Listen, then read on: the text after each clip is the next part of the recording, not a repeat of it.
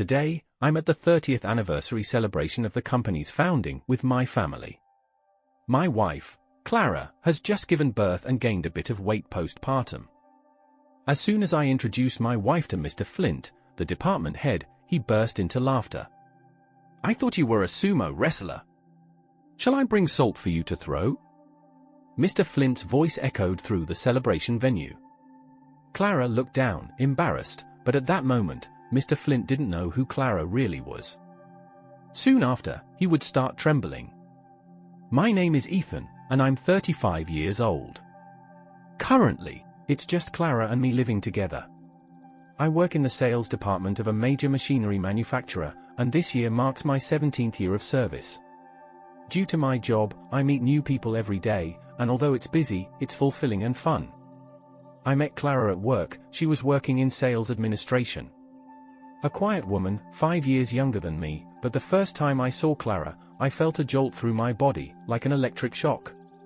It was love at first sight for me.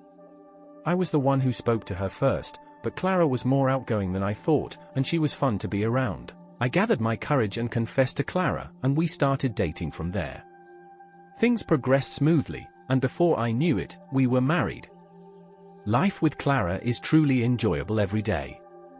Clara is a great cook and makes my favorite dishes every day." Then one day, Clara spoke to me with a serious look on her face. "Ethan, I think I'm pregnant." Upon hearing Clara's words, I jumped for joy. "Clara, I'm so happy." "Thank you. I've always loved children, and becoming a father was my dream. This might be due to my childhood environment. I lost my parents when I was young and grew up in an orphanage. Because of that, there were always younger children around me. They were all like little brothers and sisters to me, and more than anything, they were precious to me. As I helped raise these younger children, I gradually grew to love kids even more. I've told Clara everything, and she knows how much I love children." "I'm so glad you're happy," Clara said, and then she started to cry. "I have Clara." After a while, Clara's morning sickness began. At first, we laughed it off as a sign of the baby being there, but then the morning sickness became so severe that it was no laughing matter. Clara was experiencing pregnancy cravings, which she found helped reduce nausea. Originally thin and slender, she gained about 22 pounds due to these cravings, prompting the doctor to issue a warning. I would buy healthy ingredients on my way home from work and give them to Clara. "You wouldn't want a wife this fat, would you?" Clara looked at me sadly. "I love you no matter what, Clara." It was the truth. There's probably no one else who thinks of me as much as Clara does, and to me, she's irreplaceable. I was even more determined to work hard for Clara and our baby, but that determination was easily shattered.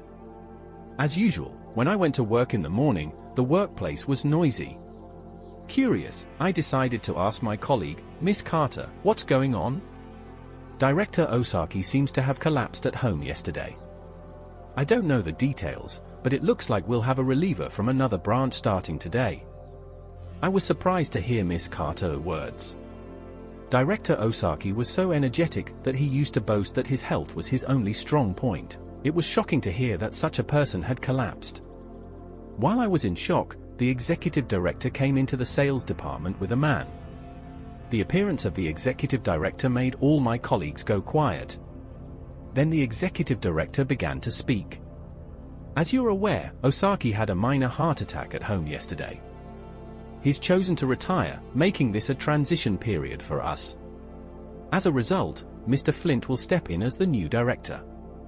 Your support for him would be greatly appreciated."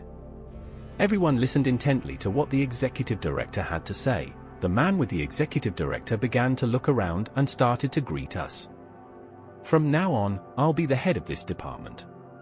I'm going to be tough, so I'm counting on you all." Everyone responded to Director Flint's words all at once. It was sad that Director Osaki was not around, but it couldn't be helped. I decided to do my best under the new director. That's when it happened. Director Flint suddenly came to my desk. "So, you're Ethan? I've heard about your good sales performance, even from the branch. But you're a high school graduate, right? I believe all high school graduates amount to nothing. I couldn't believe my ears. High school graduates amount to nothing? What does that even mean? My colleagues also looked surprised. Since you can't possibly be good at sales, you're a busboy from today. I couldn't accept being dismissed by someone I had just met. Sure, I'm a high school graduate, but I've always worked harder than anyone else. I've been working in the sales department for over 17 years, and I can do sales just fine, even as a high school graduate. As I argued back, Director Flint's face turned redder. He seemed to be getting angry. How dare you talk back to me? You'll be a busboy for life. If you don't like it, you can quit. I was shaking with anger. I faced hard times in my life, but this was the worst. But if I argued back now, it would jeopardize the future of Clara and our unborn child. With that thought, I started doing the janitorial work as Director Flint had ordered, trying to suppress my anger. "Ethan, I'll help you," Miss Carter offered to help me, worried. But Director Flint shouted, "Hey, Ethan, don't drag other people into this. This is why I hate high school graduates." Reluctantly, I ended up doing everything by myself. I couldn't understand why Director Flint was targeting me like this. Finally, when it was time to leave, and I was getting ready to go home, Miss Carter approached me. "It was a tough day, wasn't it?" "I'm sorry, I couldn't help." Miss Carter spoke to me with an apologetic look. "It's okay. I think Director Flint just doesn't like that I'm a high school graduate." Miss Carter nodded to my words. "It's sad, but that might be true. Actually, Director Osaki was also a high school graduate, and he and Director Flint joined the company at the same time. But when it came time to choose a director, they chose Osaki, who was a high school graduate, over Flint, who was a college graduate. Since then, he seems to have had a grudge against high school graduates. So, that was the past. But Director Osaki was a wonderful person who always arrived at work before anyone else and was always considerate of his subordinates. Perhaps the company chose people based on their character rather than their educational background, like high school or college degrees. It's ridiculous to target high school graduates. I could only sigh. When I arrived in front of my house, I forced a smile. I didn't want to worry Clara, who was pregnant. But when I entered the house, Clara looked at me with a concerned face. "You look even more tired than usual today. Are you okay?" Clara sees right through me. "Yeah, I'm just tired from some new tasks at work," I said, and escaped to the bathroom before Clara could catch on. While in the bath, I reminded myself that now was the time to work hard. I had trouble falling asleep that night. The next morning, when I woke up and went to the living room, a pleasant aroma greeted me. The dining table was laden with a breakfast so luxurious it was hard to believe it was just breakfast. Noticing me, Clara smiled and said, "I woke up early, so I made some things you'd like to eat. Enjoy whatever you like." "Me?" Miss Carter nodded. I couldn't believe that Director Flint, who looked down on me for being a high school graduate, would ask me to organize documents. Reluctantly, I stood up and took the pile of documents from Director Flint's desk. The amount was unusually large. I doubted whether he was really doing his job properly. I began organizing the documents right away. Then, just after 11 o'clock, Director Flint came in, yawning, holding coffee and a bagel from a famous coffee chain. As soon as he arrived, he started eating the bagel. Everyone in the office couldn't hide their surprise and quietly watched him, showing a plate, and then doing what? My anger was about to peak. I went to Director Flint's desk with the documents. I finished organizing the documents. "I'll leave them here." As I said that, Director Flint suddenly raised his voice. "I'm having breakfast. How dare a subordinate interrupt me like this? Do high school graduates not understand that?" My body trembled with anger again. This boss is indescribably terrible. Thinking it was a waste of time to deal with him, I tried to return to my desk. Then Director Flint, while sipping his coffee, yelled even louder, "Hey, you must be free, right? Organize these documents too, and these meeting materials as well. All of that is Director Flint's work. Surprised, I silently accepted the documents. Director Flint was just laughing. Returning to my desk, Miss Carter whispered angrily, "That's Director Flint's job, not yours. Why do you have to do it? I'll say something." She was about to stand up, seemingly ready to confront Director Flint. I desperately stopped Miss Carter. "Miss Carter, if you say something like that, you could get fired." "I'm fine, really." As I said that, Miss Carter started working again, clearly unsatisfied. I didn't want to involve others because of me. Frustrated, I organized the documents as Director Flint had ordered. Even after that, Director Flint would frequently show up late to work or take days off, claiming he was using up his paid leave. Each time, I was forced to do the work that Director Flint was supposed to do. Instead, I no longer had the energy to talk back and just did as I was told. However, an incident happened suddenly on the day of an important meeting. As soon as the meeting was over, Director Flint came out of the meeting room in a rage. He headed straight for my desk and started yelling at me. "What is this document? It's full of nonsense." I was confused and didn't understand what he was talking about. I just organized the documents as you instructed, Director Flint." Cutting off my words, Director Flint continued to yell at me. "This document, it's different from what I instructed. Are high school graduates blind? Because of you, I was embarrassed." Indeed, the document was created exactly as Director Flint had instructed. He was supposed to create it himself, but I ended up making it for him. Now, he's blaming his mistake on his subordinate. That's the worst thing someone could do. I was so shocked I couldn't say anything more. Then Miss Carter, who had been watching, ran out of patience and stepped forward. She glared at Director Flint and said, "Director Flint, you were the one who instructed Ed to make the document like this, right?" Encouraged by Miss Carter, other colleagues also chimed in. "Indeed, we saw too, Director Flint. You were the one who gave those instructions, weren't you?" Then Director Flint coughed lightly and started to look embarrassed. So what? It was my mistake to rely on a high school graduate. Next time, I'll leave it to a college graduate. Saying that, Director Flint left the sales department. Then Miss Carter and other colleagues gathered around me. That felt refreshing. Did you see Director Flint's face? Hilarious, everyone said, standing by my side. I've never felt as supported by Miss Carter and my colleagues as I did today. I felt fortunate to work with such people. But since that incident, Director Flint's attitude towards me has gotten worse day by day.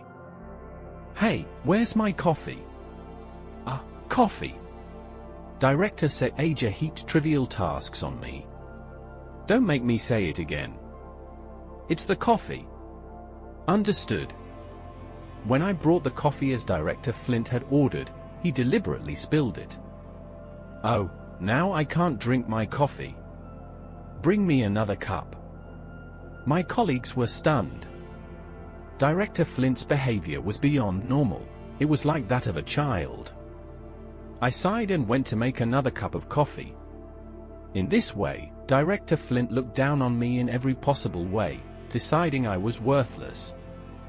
Exhausted by these days, I had become like a servant to the director without realizing it. One day, after about 6 months of this routine, I received a call during work. It was from Clara, who was pregnant. I rushed to answer the phone. Then Clara said she was starting labor and was on her way to the hospital. I promptly informed Director Flint, who was sneering, that I needed to leave early, and then I left the company. I hurried to the hospital. Upon arrival, I was led to the delivery room, where I saw Clara holding our newly born baby boy. He looked just like me, he was so adorable. I truly understood what they mean when they say, "You're so cute, I could just eat you up." "Clara, thank you for giving birth to a healthy baby," I said and hugged Clara. We named the baby Noah.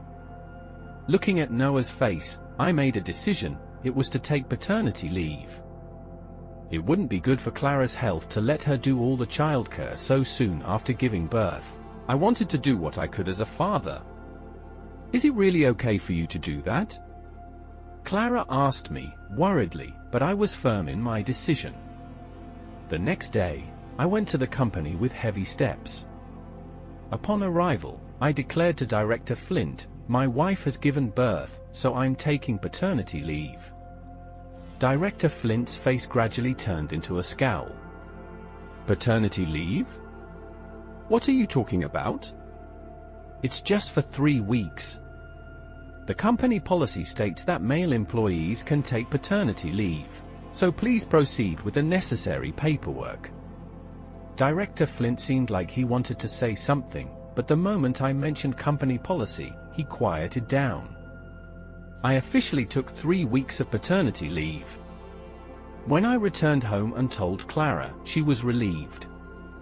I was really nervous about taking care of the baby alone for the first time, but knowing you'll be here makes me feel safe. "Let's do our best together," I spoke to Clara while holding crying Noah. During the day, Clara took care of Noah, and at night, it was my turn. Noah was a baby who drank a lot of milk and cried a lot. It was challenging, day and night, honestly more so than work, but the happiness of being involved in childcare was indescribable. I did my best to ensure that my little Noah could live comfortably. As the 3 weeks of paternity leave were about to fly by, I received a call from Miss Carter. "There's a celebration for the company's 30th anniversary at the hotel this Sunday. You and your family are coming, right?" I remember Director Flint mentioning the celebration before, but Director Flint would surely attend the celebration as well. I was in a dilemma. Is it okay for me to attend while on paternity leave? Has Director Flint said anything? Over the phone, Miss Carter said, "Of course, it's okay, and Director Flint hasn't said anything. We all want to see Ethan's baby, so please do come." Encouraged by Miss Carter's words, I found myself saying then, "I'll come," and hung up. Thinking it over, I started to feel anxious about my decision. I didn't know what Director Flint would say when I saw him, but I also felt the desire to introduce Noah and Clara to my colleagues. My feelings were mixed. "Clara, there's a 30th anniversary celebration for the company this weekend. Would you like to come with me?" Clara was silent for a moment, her expression as uneasy as mine. "What's wrong? Don't you want to go? Do you think you'd be embarrassed with the way I look now?" Clara looked sad. She hadn't lost the weight she gained during pregnancy and was a bit plump, but to me, Clara was attractive no matter what. "Clara, you're always beautiful." I've never felt embarrassed, and my words made Clara smile happily. "Thank you. If we're going, I need to prepare what to wear." Seeing Clara's smile return made me happy. On the day of the celebration, I dressed in a suit for the first time in a while. Looking over at Clara, she was wearing a navy blue dress. The dress accentuated Clara's charm. "Clara, that dress looks great on you." Clara blushed as she dressed Noah. "Thanks for the compliment, but don't expect anything in return." Clara made a playful face. We got into the car and headed to the hotel for the venue. The hotel, known as a prestigious establishment, was a place neither Clara nor I had ever entered. Inside, there was a large, sparkling chandelier, and luxurious sofas were lined up. We passed through the lobby, took the elevator, and entered the designated large room, where a lavish meal was laid out, and colleagues had already gathered. "Wow, this is my first time at a celebration like this," Clara was marveling with wide eyes. Noah, being held, looked around curiously. Then, we were approached from behind. It was Miss Carter. "Ethan, long time no see." "Oh my, how adorable." Miss Carter was captivated by Noah. "This is my wife, Clara, and our son, Noah. It's a pleasure to meet you. My husband always speaks highly of you." Clara greeted her, and Miss Carter smiled, saying, "Ethan, your wife is so beautiful. Take good care of her." Miss Carter held Noah, showering him with affection. I looked around, thinking I should greet Director Flint if he was here. However, I couldn't spot him yet. I then spoke to Clara, "Go ahead and get some food. I'll watch Noah. The food here is all exquisite. Let's go together." The meal was buffet style, where we could eat as much as we liked. I wanted Clara to enjoy the celebration as much as possible, as she always put Noah and me first. Clara happily said, "Thank you. I'll be right back," and headed to the food area with Miss Carter. Noah started to fuss a bit when he realized Clara was gone. Recently, Noah has started crying whenever Clara isn't around. It's probably part of growing up, but it makes me a bit sad. Once Noah starts crying, it's hard to calm him down, so I decided to take him for a walk around the venue to keep him from crying. Then, someone called out to me from behind. "Ah, if it isn't Ethan, the nuisance who took paternity leave." It was Director Flint, as usual. He had nothing but snide remarks for me. I stood my ground and spoke to Director Flint. "Thanks to the paternity leave, I've been able to participate in my son's care. Thank you for that." When I thanked him, Director Flint visibly grimaced. "Childcare is normally the mother's job, isn't it? Your leave has made us all busier." Only a high school graduate wouldn't understand that. I was astonished at Director Flint's male chauvinistic attitude. Being single, he probably doesn't understand the difficulties of parenting. I sighed. "I'll be returning to work next week, so I look forward to your cooperation, trying to keep my irritation in check." I said this to Director Flint, who then burst into laughter and said something shocking. "I got rid of your desk because it was in the way. There won't be a place for you when you return." I was stunned. Was he telling me not to come back to work? Just as anger was about to take over, Clara and Miss Carter returned. Clara looked puzzled, probably having overheard a bit of my conversation with Director Flint. I introduced Clara to Director Flint. "This is my wife, Clara." Director Flint then burst out laughing loudly. I thought she was a sumo wrestler. "Shall I bring salt for you to throw?" I was frozen. Clara, who had been self-conscious about her post-pregnancy weight, was mortified by his insensitive remark. She looked down, completely embarrassed. I couldn't hold back any longer. "Flint, can't you grasp what's appropriate for your age? Even a high school graduate like me understands it. You're less mature than a high schooler." Director Flint was taken aback by my words. He hadn't expected me to stand up to him. The next moment, with his face turning red, Director Flint raised his voice so it echoed throughout the venue. "Shut up. I was only telling the truth. There's no way I'm less than a high school graduate." All eyes in the venue turned towards us. Miss Carter looked at Director Flint with anger. That's when it happened. A couple walked towards us. "What's all the noise about?" Director Flint suddenly became meek and started making a big smile to the man.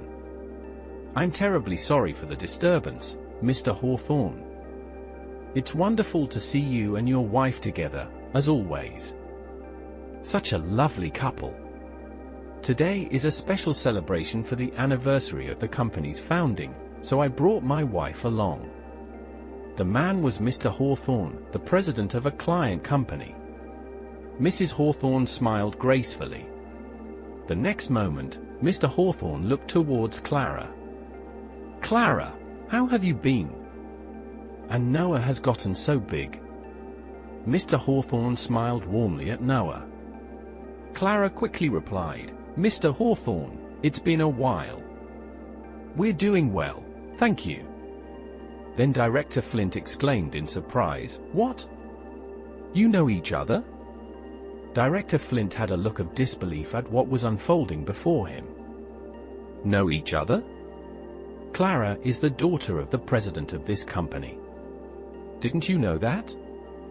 Director Flint's face went pale. "Yes, Clara is indeed the daughter of the president of the company I work for. I had no idea she was the president's daughter when we were dating. I remember being speechless from shock when I saw Clara's father's face during our marriage introduction. I had never imagined Clara was the president's daughter. Clara had always been treated specially because she was the president's daughter. Many of the people she dated before were only after her for her money and didn't truly love her. That's why Clara started dating me without revealing her true identity. I love Clara, whether she's the president's daughter or not." Then, as the entrance became noisy, the president entered the venue and approached Clara. "Mr. Hawthorne, thank you for taking the trouble to come." "Not at all. It's an important business partner, and I'm very satisfied to see Clara's baby." Mr. Hawthorne laughed. Looking at Director Flint, the president said, "Thanks to Director Flint approving the paternity leave, Ethan has been able to help with childcare. I think Clara has been greatly relieved." Mr. Hawthorne continued, looking at Director Flint. "Paternity leave is essential for men too. We're planning to introduce it in our company soon." Director Flint, with an embarrassed look, replied in a weak voice, "Yes, that's right." Mr. Hawthorne smiled warmly at Clara. "I can't believe the little Clara has grown into such a beautiful woman and now a mother. She is a beautiful woman, making Ethan a lucky man indeed." Director Flint, changing his tune, began to compliment Clara on her beauty. "I was speechless in surprise. Just a while ago, he had treated Clara like a sumo wrestler, and now he was too opportunistic. I was dismayed at Director Flint." Then Clara raised her voice. "Director Flint, you thought I was a sumo wrestler just a while ago, didn't you?" Director Flint froze at Clara's words. The president looked concerned. "That was a misunderstanding." "A misunderstanding?" So, clearing Ethan's desk because it was in the way was also a misunderstanding. "What, Director Flint? What does that mean?" That was also a misunderstanding." The venue suddenly became quiet. Then Miss Carter appeared with an angry expression. "Mr. President, Director Flint has been doing as he please. As in the sales department, looking down on Ethan because he's a high school graduate. He's been treating our excellent Ethan like a busboy." The president was shaking with anger. Clara looked at me and Director Flint in disbelief. "That's all lies. Please don't listen to such nonsense." Director Flint glared at Miss Carter. Then colleagues from the sales department also spoke up. "What Miss Carter is saying is true. The one lying is Director Flint." Director Flint, seemingly resigned, looked down, dejected. Then the president raised his voice. "Director Flint, it seems you are not suitable for this company. I will inform you of your punishment later." Such a thing." Director Flint trembled and sat down on the spot. The president used the microphone to say, "Today is our company's 30th anniversary celebration. Everyone, let's drink, eat, and have fun." With the president's words as a signal, liveliness returned to the venue. Clara and I ignored Director Flint, who was sitting down, and enjoyed the celebration. Before we knew it, Director Flint had disappeared from the venue. Afterward, Director Flint was demoted and received a 3-month salary reduction due to his behavior towards subordinates coming to light. However, with his high pride, Director Flint disliked working in the same position as me and gradually stopped coming to the company, eventually opting to resign voluntarily. On Director Flint's last day at the office, not a single person saw him off, and the sight of him leaving the company was truly pitiable. Director Flint's foolishness, judging people only by their appearance or educational background, led to this outcome. Director Ethan, please check these documents. Being called a director still feels awkward, so please call me by my name, like before. Can the document check wait until tomorrow? I have an important matter to attend to today. Of course, today is Noah's birthday, isn't it? Yes, today is the important first birthday of Noah. I hurried out of the company and went home. At home, Clara and Noah were waiting for me with beaming smiles. I thought to myself that I would continue to cherish and nurture this family. Finally, we have concluded that the story unfolds with Ethan attending the company's 30th anniversary celebration, shortly after his wife Clara has given birth to their son, Noah. At the event, they encounter Director Flint, who makes an insensitive comment about Clara's post-pregnancy weight, comparing her to a sumo wrestler. This incident escalates tensions between Ethan and Director Flint, who already has a history of disrespecting Ethan for being a high school graduate and for taking paternity leave. Director Flint's disdain for Ethan is evident when he tells Ethan that his desk has been removed, implying Ethan should not return to work. The situation takes a significant turn when Mr. Hawthorne, a client company's president and Clara's father, arrives at the celebration. Mr. Hawthorne's presence and his warm greeting to Clara and Noah reveal Clara's true identity as the daughter of the company president, unknown to Director Flint. The revelation leads to Director Flint's embarrassment and eventual downfall. After being confronted by Ethan, Clara, and their colleagues for his behavior and poor treatment of Ethan, Director Flint is demoted and receives a salary reduction. Despite these consequences, Director Flint's pride leads him to resign. In the end, Ethan, who has been promoted to Director Flint's position, reflects on his journey and the importance of family. The story concludes with Ethan celebrating Noah's first birthday, emphasizing the themes of family, resilience, and the downfall of arrogance and prejudice. Thanks for watching and see you in the next story.